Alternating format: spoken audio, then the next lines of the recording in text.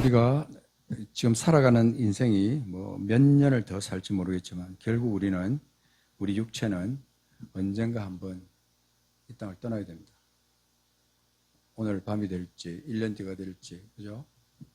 좀 더 오래 살면 뭐 110세, 뭐 어떤 사람은 120세를 생각한다, 뭐 그런 사람 있습니다만은 120년 해봐야 사실 100살이나 120살이나 80세나 120살이나 그게 그거든요, 사실.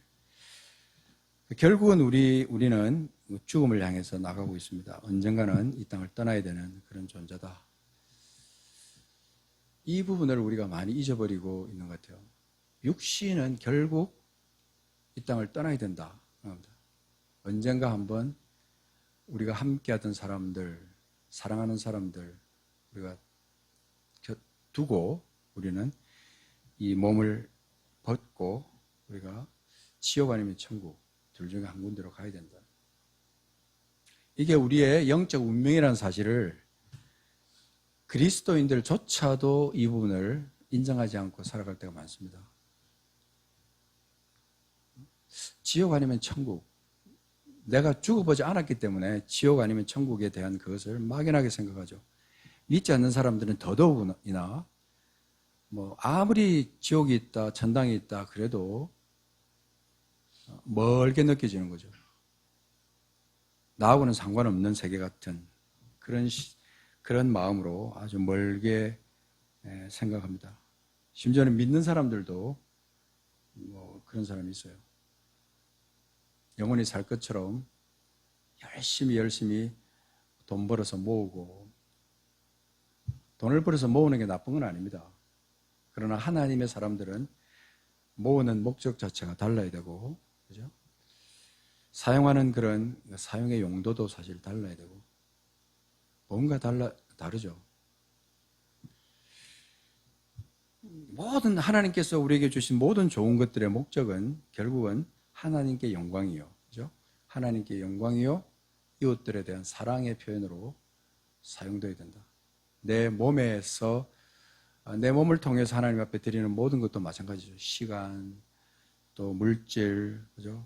우리의 마음, 우리의 정성, 우리의 모든 그 행동 하나하나까지 모든 것이 다 하나님의 영광과 이웃 사랑에 귀결되어야 된다. 우리가 계속 반복하는 그런 부분이지만 다시 한번 이 부분을 생각합니다.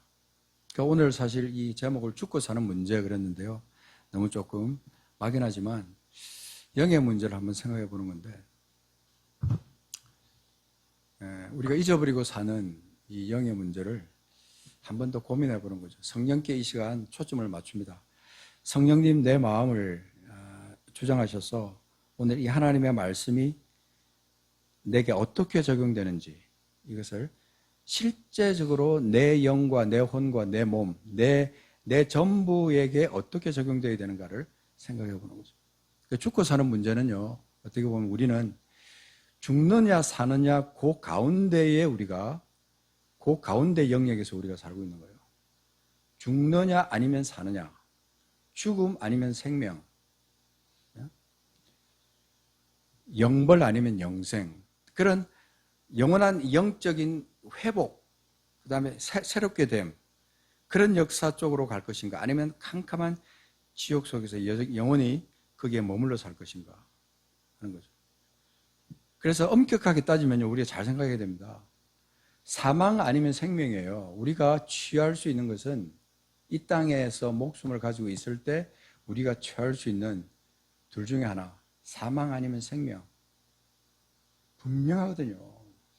사망 아니면 생명, 그 둘 중에 하나인데 우리가 어디에 지금 내가 속해 있느냐, 내가 사망에 속해 있느냐 생명에 속해 있느냐라고 할 때 우리는 어떻게 생각하십니까? 어떤 때는 사망이 있는 것 같고 어떤 때는 생명이 있는 것 같아, 이렇게 생각할 수 있어요. 굉장히 막연한 신앙생활을 하는 거죠. 언제 죽을지 모르니까 그냥 죽음도 아주 멀리 있는 것 같고, 뭐 그때 가서 어떻게 뭐 해결되겠지, 이런 막연한 생각이 있는 것도, 믿는 사람들 속에도 그런 마음이 있습니다. 중한 마음으로 하나님 앞에 회개할 죄가 깨달아졌는데도 불구하고 회개하지 않는 이유는 곧 내게 닥칠 그 영원한 그 문제, 사망 아니면 생명, 내가 가는 영원히 죽음 후에 내가 가야 되는 것이 영원한 사망이냐 영원한 생명이냐, 그 둘 중에 하나 내가 가야 되는데 그것에 대해서 엄중하게 생각하지 않고 살아간다.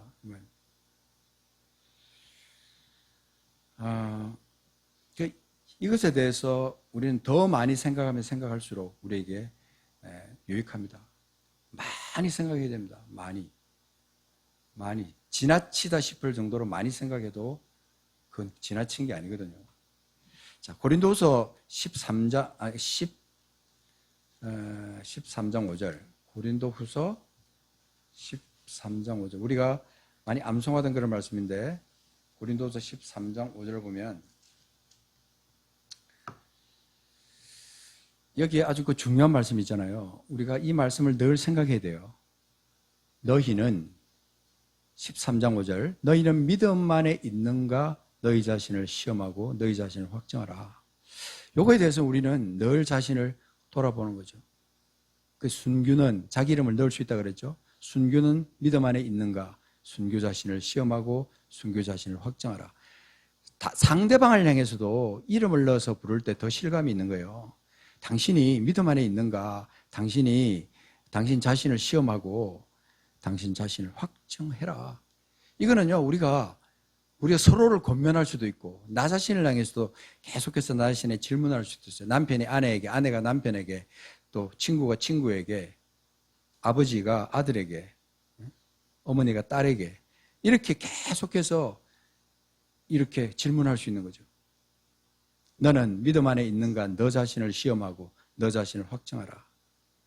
그 다음에 나가보면요, 예수 그리스도께서 너희 안에 계신 줄을 너희가 스스로 알지 못하느냐? 그렇지 않으면 너희는 버림받은 자다. 사망 아니면 생명인데 내가 지금 어디에 속해 있느냐 하는 부분에 대해서 내가 생명 안에 속해 있다는 것을 확증하는 것이 너무나 중요하다 하는 겁니다. 이 부분에 대해서 우리가 간과하면 안 됩니다. 그래서 이 고린도후서 13장 5절 말씀은요, 가능하면 암송을 하십시오. 암송을. 너희는 믿음 안에 있는가 너희 자신을 시험하고 너희 자신을 확정하라. 예수 그리스도께서 너희 안에 계신 줄을 너희가 스스로 알지 못하느냐. 그렇지 않으면 너희는 버림받은 자다. 항상 이 말씀을 암송할 때는 나 자신의 이름을 넣어서 나 자신을 체크하는 거예요. 계속. 그렇게 하다 보면요, 마귀가 나를 함부로 할 수가 없어요. 내 영을 함부로 건드리고 내 혼을 함부로 건드리고 내 육체를 가지고 장난치고, 그런데 영적 세력에 대해서 내가 완강하고 확실하게 명령할 수 있는 근거, 이게 뭡니까? 하나님의 말씀입니다. 하나님의 말씀이 내 안에 있을 때 그 말씀의 힘으로 우리가 확증하고, 그 다음에 확증한 그것을 가지고 선포하는 거죠. 그래서 우리가 이 모든 말씀이 이제 연결되는데요, 왜 우리가 그렇게 해야 되는가, 왜 우리가 그렇게 해야 되는가 하는 것을 다시 로마서 6장에서 넘어서 다시 한번 짚어보도록 하겠습니다. 자, 먼저 우리가 사망이 있느냐 생명이 있느냐 하는 부분을 놓고 볼 때 나는 생명이 있습니다 라고 스스로 생각한다면 왜 그렇습니까? 자, 이 말씀 오늘 우리가 읽은 본문에서 8절부터 14절까지 말씀 안에서 해답을 한번 찾아보는 거죠. 내가 생명 안에 있다고 하면 이 말씀을 근거로 해서 어떤 구절을 근거로 해서 어떤 내용을 근거로 해서 내가 그렇게 확증한다라고 말할 수가 있겠습니까? 한번 이 말씀을 다시 한번 보십시다. 만일 우리가 그리스도와 함께 죽었으면 또한 우리가 그와 함께 살 줄 믿노니, 만일 순교가 그리스도와 함께 죽었으면 또한 그와 함께 살 줄 믿노니, 이는 그리스도께서 죽은 자 가운데서 살아나셨음에 다시 죽지 아니하시고 사망이 다시 그를 주장하지 못할 줄을 안다라고 하는, 여기서 아는 것은요, 항상 제가 말씀드리지만 이것은 단순한 지식이 아닙니다. 이건 믿음이 동반하는 지식이에요. 그래서 이것이 있게 되면 우리 속에 확증이 있게 되고, 확증이 있게 되면 우리 삶에 변화가 나타나는 거죠. 우리가 그리스도와 함께 죽었으면, 그래서 중요한 포인트가 이랬어요. 자, 뭡니까? 죽었으면 산다라고 하는 거예요. 그럼 뭡니까? 첫 번째는 내가 죽었느냐 하는 겁니다. 내가 죽었느냐, 그리스도와 함께 죽었느냐. 내 몸이 죽으면 다시 살 수가 없어요. 내 육체가. 그러나 중요한 것은 영의 문제입니다. 자, 그리스도와 함께 죽었느냐, 아직까지 죽지 못했느냐, 이 부분이 우리가 확정해야 될 아주 중요한 포인트라는 거죠. 내가 정말 그리스도와 함께 죽었느냐? 그렇다면 그와 함께 내가 산다. 죽었으면 산다라고 하는 이 진리를 내 속에 영어로 확실하게 가지고 있어야 한다. 그래서 9절은 설명을 하는 겁니다. 자, 어떻게 설명합니까? 이는 그리스도께서 죽은 자 가운데서 살아나셨기 때문에 다시 죽지 아니하시고 사망이 다시 그를 주장하지 못할 줄 알미라. 예수 그리스도께서 첫 번째 열매로 죽으시고 다시 살아나신 첫 번째 열매로 주님께서 하나님께 드린 바 되신 겁니다. 첫 번째 열매. 그러면 뭐예요? 그 다음에 열매는 누구예요? 누굽니까? 바로 예수 믿는 자, 내가 그 다음 열매로 나타나는 거죠. 어떤 열매입니까? 죽었다가 다시 살아난 자의 열매. 그 열매로 내가 예수님과 함께 연합하여 그렇게 살아가는 겁니다. 이게 믿음의 신비예요. 많은 사람들이 믿음을 막연하게 생각하는데 예수 그리스도께서 죽으시고 다시 살아가는 사신 그것과 함께 내가 예수 그리스도와 함께 죽었다가 다시 사는 그 진리를 내 신앙으로 받아들일 수 있느냐 아니냐 하는 겁니다. 그 9절에 그랬잖아요. 그리스도께서 죽은 자 가운데서 살아나셨음에 다시 죽지 아니하시고 사망이 다시 그를 주장하지 못할 줄을 알미라. 자, 그래서 10절, 11절. 자, 연결해서 보시면. 자, 다시 한번 읽습니다. 그가 죽으시면 죄에 대하여 단번에 죽으시며, 그렇다면 내가 죽는 것도 마찬가지예요. 그리스도께서 죽으신 것이 죄에 대하여 단번에 죽으셨다면 나도 죄에 대하여 그리스도처럼 단번에 죽는 거예요. 그리스도와 함께 죽고 함께 사는 거잖아요. 그러면 예수께서 단번에 죽으셨다면 나도 단번에 죽는 거예요. 그 다음에 뭐예요? 그가 살아계심은 하나님께 대하여 살아계심이니, 내가 살아있다고 믿는 것은 무엇 때문에? 그리스도께서 지금도 살아계시기 때문에, 그분을 믿는 믿음이 내 안에 있기 때문에, 그와 함께 죽고 그와 함께 사는 그 진리가 내 속에 있기 때문에, 그 신비한 영적 부활이 내 속에 있기 때문에 내가 지금 살아있다라는 겁니다. 근데 육신을 입고 있지만 나는 내 육체는 반드시 언젠가 내가 흙으로 돌아가야 되고 그렇게 끝날 수밖에 없는 존재지만 내 영은 어때요? 지금 내가 어떤 존재입니까? 살아있는 존재라는 거예요. 이게 중요한 겁니다. 그러니까 내게 소망이 있는 거예요. 내가 육신이 죽는 것만 생각하면 절망이죠, 절망. 인생 참 허무하다. 100살을 살고 120살을 살아도 결국은 죽어야 되는데 얼마나 허무하냐. 그렇게 말하는 사람이 믿는 사람입니까? 그렇게 믿는 사람이, 그렇게 넋두리 하는 사람이 예수를 진심으로 믿는 사람이냐, 거듭난 사람이냐는 겁니다. 그럴 수가 없다 하는 겁니다. 예수님 안에서 사망이 다시 그 예수님을 주장하지 못할 줄 우리가 믿는다면 11절 이와 같이, 이게 중요합니다. 뭡니까? 너희도, 이와 같이 순교도, 이와 같이 우리도 죄가 너희 죽을 몸을 지배하지 못하게 하여 몸의 사육에 순종하지 말고 너희 지체를 불의의 무기로 죄에게 내주지 말고. 이 말은요, 여기 나오는 죄, 불의의 무기, 사망, 이 모든 것들은 완전히 캄캄한 세계, 영생과는 상관없고 하나님의 세계와는 상관없는 절망, 완전히 하나님과 단절된 그 세계 아니에요. 그죠? 완전한 절망. 그러니까 죄가 죽을 몸을, 너희 죽을 몸을, 죄가 나의 죽을 몸을 지배해버리면요, 지배해버리면 내가 살아있는 자로서의 삶을 못 사는 거예요. 그러니까 성령이 내 안에서 막 일하고 싶은데 내 혼은 항상 이 땅에다 목을 메고 산다. 그러면은 항상 내 혼적인 생각과 영은요, 항상 어두침침한 곳으로 생각하는, 몸은 교회에 나와 있는데, 몸은 성경 읽는다고 폈는데, 찬송을 하고 있는 중인데도 뭐예요? 어떤 상태입니까? 여전히 죽어 있는 상태, 여전히 캄캄한 상태, 여전히 절망 가운데 있는 상태. 죄가 내 몸을 지배하고 있는 그 상태가 되는 거예요. 그러니까 예배가 아닌 거예요. 찬송이 아닌 거예요. 넋두리가 되는 거고 기도가 아닌 거예요. 하나님의 사람들의 영적 세계는 믿지 않는 사람은 죽었다 깨어나도 이해 못해요. 그런데 지금 우리가 살아가는 모습은요, 믿는 사람과 믿는 사람 구분이 안 될 정도로 아주 희끄무리한 그런 상태로 살아가는 거예요. 저 사람 믿는다는데 도대체 뭘 믿는 거야? 저 사람이 하나님의 사람이라는데 도대체 저 사람 속에 뭐가 있는 거야? 저 사람 믿는 신앙은 도대체 뭐야? 이렇게 질문을 할 수밖에 없는 거죠. 우리가 예수님이 정말 내 안에 있다면 예수님 안에 사망이 다시 그를 주장하지 못한 것처럼 우리도 그렇게 해야 된다. 그래서 11절에 보면 이와 같이 너희도 너희 자신을 죄에 대하여는 죽은 자로 여기고 자신을 죄에 대하여는 죽은 자로 확증하고 그리스도 예수 안에 하나님께 대하여는 살아있는 자, 하나님께 대해서는 내가 살아있는 자로 선포하며 하나님께 감사하며 주님께 영광 돌리며 사는 삶. 그게 믿는 자, 예수 안에 있는 자라고 말할 수 있다는 겁니다. 그러므로 12절에 그렇기 때문에 그래서 너희는 죄가 너희 죽을 몸을 지배하지 못하게 하라는 거예요. 우리의 의지예요. 이건 우리 의지.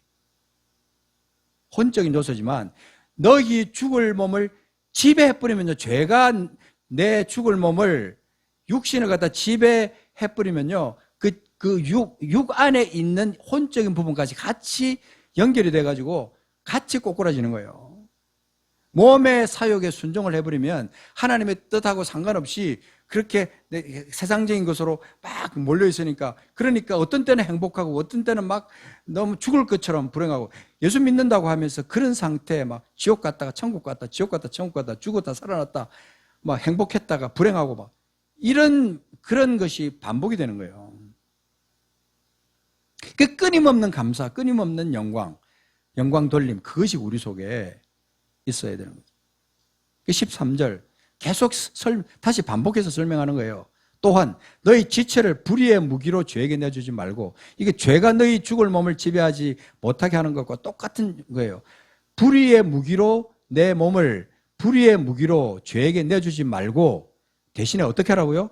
너희 자신을 죽은 자 가운데서 다시 살아난 것처럼, 난 자처럼 그렇게 우리가 살아가야 돼요. 하나님께 드리라는 거예요. 나 자신을 하나님께 드리는 육체가 여러분 더러운 것을 하나님께 드릴 수 있습니까? 거룩하지 않은 것은 하나님 앞에 절대로 드릴 수가 없어요. 재물도요, 그렇게 흠있고 한쪽 다리 없고 그렇게 한눈 망가진 그런 그런 재물 하나님께 드리지 말라고 한 거는요, 하나님 앞에 온전한 것으로 거룩한 것으로 하나님 앞에 드리라고 그런 뜻으로 말씀하신 거예요. 우리 자신을 하나님 앞에 드릴 때는요, 정말 완전히 죄를 이긴 그런 어떤 승리하는 모습으로 하나님 앞에 드리는 거예요. 그런데 완전히 우리는 예수 안에 있는 확실한 믿음이 있다면, 예수님께서 그렇게 십자가에서 죽으시고 다시 확실히 살아나셔서 자기 자신을 하나님 앞에 드린 것처럼 우리도 그렇게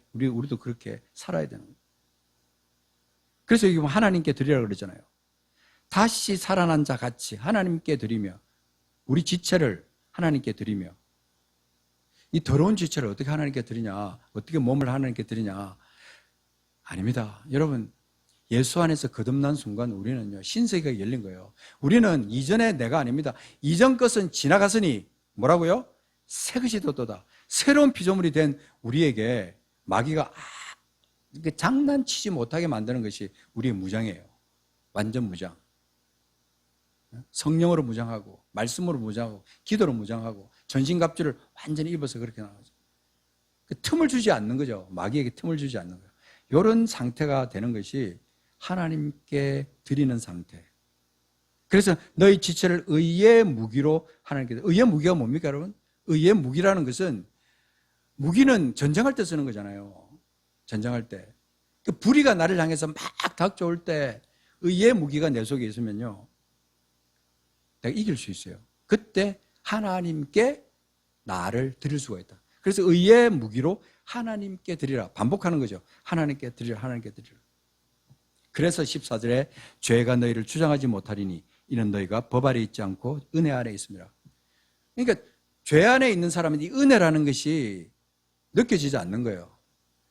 죄 속에 꽉 있으면 사망의 음침한 골짜기에 박혀 있는 사람은요, 이 은혜를 모르는 거예요. 은혜의 감격이 없는 거예요. 근데 은혜의 감격이 있는 사람은 이 죄로부터 벗어난 사람, 그런 사람이 은혜의 감격을 실제로 누릴 수 있는 거예요. 자, 6장 2절 보십시오. 그럴 수 없느니라. 6장 2절 뭐라 그랬어요? 죄에 대하여 죽은 우리가 어찌 그 가운데 더 살려. 그래서 지금 3절부터 침례 얘기를 하는 거예요. 침례 얘기를 하는 거예요. 완전히 죽었다. 그리스도와 함께 네가 완전히 죽으신가, 그의 죽으신가 합하여 4절 처음 해보십시오. 죽으신가 합하여 침례를 받음으로 그와 함께 장사되었나니. 완전히 죽었는데, 장사 지낸 바 되었는데, 그리고 그 뒤에 보세요. 그리스도를 죽은 자 가운데서 그 아버지의 영광으로 말미암아 그리스도를 죽은 자 가운데서 살리심처럼, 살리심 같이 우리로 또한 새 생명 가운데서 행하게 하랍니다. 우리가 어정쩡하게 사망과 생명 가운데 그렇게 어정쩡하게 살지 않아야 된다고 주님이 말씀하시는 거예요. 새 생명 가운데 행하는 사람이 어정쩡하게 사는 사람입니까? 아닙니다. 새 생명 가운데 거하는 사람은요, 영원히 이제 내 사망, 음부, 어두컴컴한 거, 이런 것들은 자기하고 상관이 없는 거예요. 그 사람은 새 생명 가운데 이미 그 안에서 푹 빠져서 살고 있기 때문에, 그래서 행하는 모든 것이 다 빛으로 드러나는 거예요. 빛으로 드러나요. 빛으로. 그래서 이 로마서 6장은 우리에게 아주 신비한 믿음을 우리에게 말씀하고 있는 거예요. 6절. 아까 제가 6절 막 읽다가 했던 그거 보십시오. 우리가 알거니와 우리의 옛사람이 예수와 함께 십자가에 못 박힌 것을. 자, 이거 보면 옛사람은 사망, 음부, 내가 속해 있던 그것이 그 옛사람이 예수와 함께 십자가에 못 박힌 것은 죄의 몸이 죽어버렸어요. 무덤 속에 들어가 버렸어요. 죄의 몸이 죽어서 다시는 no more, 다시는 우리가 죄에게 종노릇하지 아니하라 합니다. 이게 지금 반복하는 거예요. 계속 바울이 계속 반복하고 또 다르게 설명하고 그래서 7절은 뭐라 그랬습니까? 죽은 자가 죄에서 벗어났다. Free from sin. 그 죄에서 완전히 벗어나서 의롭다 하심을 얻었다라고 여기는 7절은 그렇게 선포하는 거예요. 이게 확증이에요. 확증.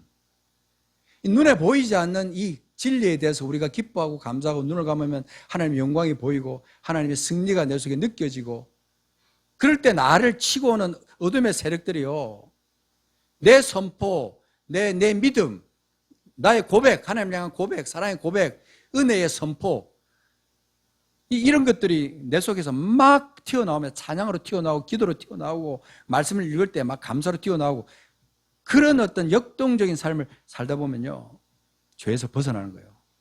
의롭다 하심을 얻었습니다. 이미 우리는 얻었다는 거예요. 이건 과거 완료예요.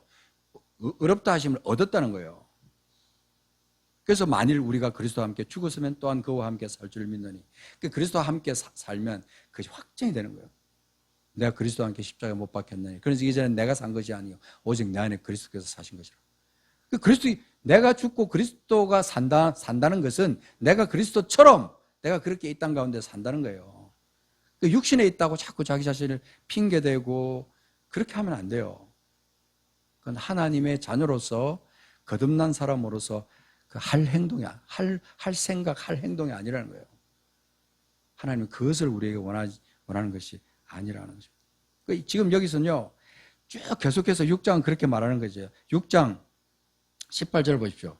죄로부터 해방되어 의에게 종이 되었느니라. 19절 같이 읽어보세요. 시작. 너희 육신이 연약함으로 내가 사람의 예대로 말하노니 전에 너희가 너희 지체를 부정과 불법에 내주어 불법에 이른 것 같이 이제는 너희 지체를 의에게 종으로 내주어 거룩함에 이르라. 의에게 종으로 내주라. 그 불법의 종으로 몸을 주지 말고 의에게 종으로 주라는 거예요. 의에게 종으로. 의에게 내 몸을 맡기라는 거예요. 그 말은 불의를 이기라는 거예요. 예수 그리스도를 믿는 그 믿음, 예수 그리스도의 십자가 죽으심과 부활의 그 신앙이 내 속에 확실하게 내 믿음으로 있으면 의에게 종으로 내 몸을 내주어서 결국은 뭡니까? holiness, 거룩함에 이르라고 말씀하는 거예요. 거룩함에 이르라. 거룩함에 이르라. 이 거룩함이 없으면 절대로 하나님을 볼 수가 없다. 볼 수가 없다. 자, 22절. 그러나 이제는 너희가 죄로부터 해방되고, 계속 반복하는 겁니다.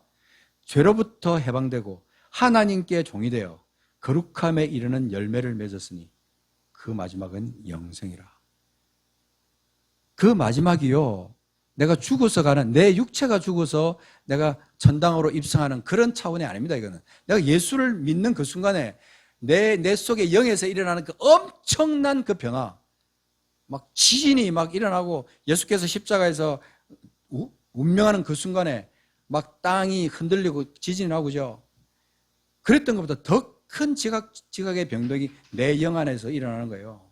어마어마한 사건이 내 속에 일어나는 거예요. 그게 느껴지지 않는데 어느 날 찬송을 하다 보니까, 말씀을 읽다 보니까, 다른 사람에게 간증을 하다 보니까 막 이게 내 속에서 불덩이로 막 일어나는 거예요.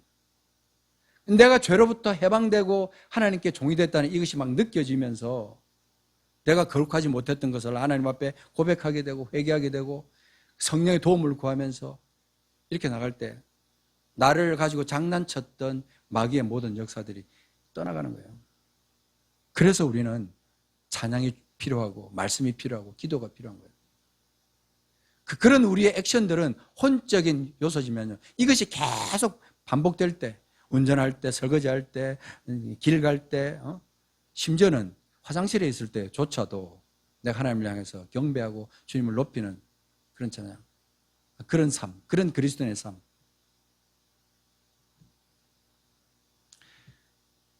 그런 은사를 받은 우리들, 23절에 그 은사가 있는데 그게 뭐냐면 예수 안에 있는 영생이다. 그래서 하나님 우리에게 주신 그 선물, 그 은사, 영생, 이거 우리가 그냥 값없이 받았기 때문에 너무 소중하게 생각 안 하는 경향이 있는 것 같아요. 그렇지 않습니다. 우리가 누리는 이 영생, 언제 죽어도 괜찮은 이 확증, 이거는요, 어디서 이걸 우리가 받겠어요? 돈으로 이걸 바꾸겠어요? 내가 무슨 많이 배웠다고 이걸 내가 획득하겠어요? 그럴 수 없잖아요. 그저 믿음으로, 예수 그리스도를 믿음으로, 그분이 행하신 것을 믿음으로, 내 믿음으로 받아들이고 그렇게 살았기 때문에 누리는 이 선물, 은사, 이게 여러분 감사하지 않습니까? 이게 얼마나 감격스럽습니까? 이 감격이 내 속에서 날마다 솟아나오면요, 내가 좀 피곤하고 고난 가운데 있고 어렵고 힘들고 나를 실망시키는 것들이 주변에 많고 하더라도 내가 절대로 꼭 끌어질 수가 없다 하는 겁니다. 이게 믿음 안에 있는 사람의 증거예요. 그 죽어도 내가 영생을 얻는데, 이미 벌써 나는 영생을 얻은 사람이잖아요. 그죠? 그러니까 뭐 내가 어차피 한번 죽는 거, 육신이 죽는 거에 대해서 연연하지 않는 사람은요, 죽음이 두렵지가 않습니다. 그러니까 오로지 하나님께 영광 돌리고 이웃을 향해서 내가 사랑을 나타내 보이면서 그렇게 하루하루를 살다 보면 어느 날 내가 눈 떠보니까 하나님과 함께 있는 그런 자리에 내가 있더라고요. 영원한 천국에 내가 옮겨와 있더라. 이런 거 얼마나 영광스럽습니까? 이게 진짜 믿는 자의 삶이거든요. 8장은 우리를 결론적으로 우리에게 말씀하고 있는데, 자, 8장 8절, 이거 우리가 계속 반복하지만 이것도 암송하셔야 돼요. 육신에 있는 자들은 하나님을 기쁘시게 할 수 없느니라. 여전히 육신에 있다는 건 육신편에 서서 사망을 생각하고 어둠을 생각하고 계속 뭔가 이렇게 절망적인 것을 생각하고 그런 사람은요, 결단코 하나님을 기쁘시게 할 수 없어요. 내가 만일 너희 속에 9절에 하나님의 영이 거하시면 너희가 육신에 있지 않는데, 하나님의 영 안에 거하지 않기 때문에 자꾸 육신에 있을 수도 있고, 영에 분명히 우리가 하나님의 영이 내 속에 거하는데도 불구하고 내가 영적인 그 삶을 내가 살지 않기 때문에, 성령과 동행하는 삶을 살지 않기 때문에 계속해서 내가 착각하고 그렇게 살아갈 수도 있고 패배감에 계속 그렇게 눌려있을 수 있어요. 분명한 것은 우리 속에 하나님의 영이 확실하게 거하시면 우리가 육신에 있지 않습니다. 만일 순교 속에 하나님의 영이 거하시면 순교가 육신에 있지 않고 영에 있습니다. 누구든지 그리스도의 영이 없으면 그리스도의 사람이 아니다. 내가 하나님의 내 속에 하나님의 영이 거하시면 나는 육신에 있지 않고 하나님의 성령 안에 있습니다. 그게 얼마나 놀라운 신비입니까? 10절 그리스도께서 너희 안에 계시면 몸은 죄로 말미암아 죽은 것이나 영은 의로 말미암아 살아있는 것이나 예수를 죽은 자 가운데서 살리신 이의 영이 너희 안에 거하시면 이거 이런 말씀들이 막 암송하고 읽을 때 얼마나 이것이 내 마음속에 감격으로 살아나는지 무릎을 치면서 혼자서 언제나 가다가 이렇게 암송하면 막 어떤 때 할렐루야 부르면서 막 미친 사람처럼 막 그렇게 봅니다. 아마 옆에 가던 사람이 내가 막 고래고래 고함 지르면서 그렇게 가는 것을 보면 저 사람 정신 나갔다고 할 수도 있을 거예요.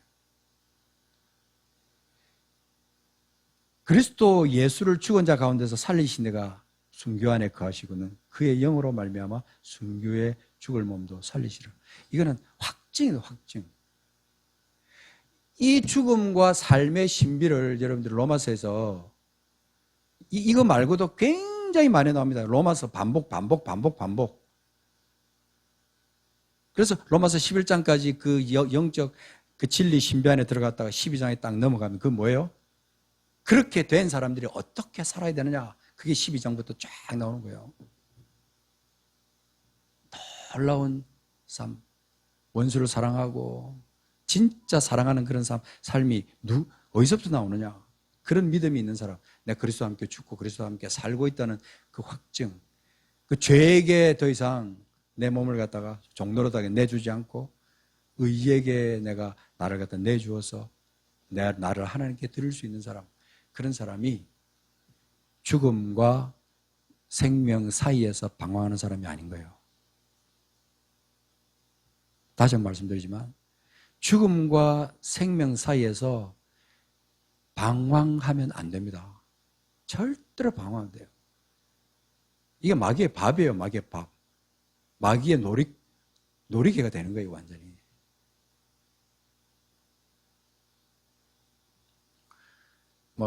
예를 들면 굉장히 많은 예를 들 수 있지만 우리의 삶에서요, 우리는 가만히 묵상해 보면 우리 삶에서 내가 지금 하나님께 드림받았느냐 아니면 마귀에게 지금 마귀의 놀이개감이 지금 되어 있는 건 아닌가. 자신을 평가할 수 있거든요.